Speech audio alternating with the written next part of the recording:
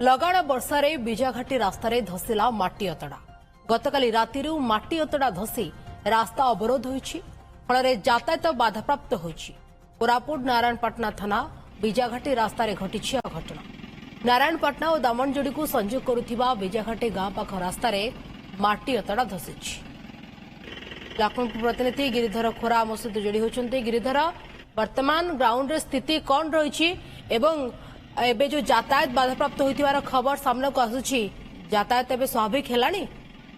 देखो संगीता जो घटना घटी जाइए गतकाली विलंबित रात्रि ही घटवा अनुमान पाखापाखि 9:30 ରୁ 10ଟା भितर माटी अतड़ा खसी। कोरापुट जिलार खासकर जो कह नारायणपाटना और लखीमपुर अंचल हालकार मध्यम धरणर वर्षा होफल पहाड़िया रास्तार माटी अतड़ा खसी।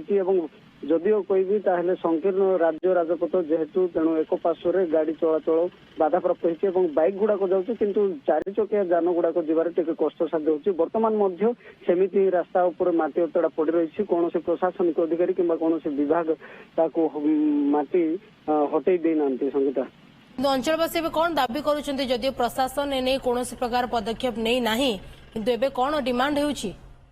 देखो आम गतकाल जो विलंबित रातिर जो घटना को लेकिन वर्तमान सरपंच सहित कथा होइतिलु। सरपंच कहते कि समय पर ब्लॉक प्रशासन को अवगत करा रास्ता केमिति रास्तार माटी अतड़ा गुड़ा को सफा करा दिगरे तुरंत पदक्षेप नि सरपंच प्रतिक्रिया रखुछन्ते। संविदा, बहुत बहुत धन्यवाद। आपनकर तमाम सूचना गिरिधर खोरा आम सहित जोड़ी होते अपडेट देउथिले।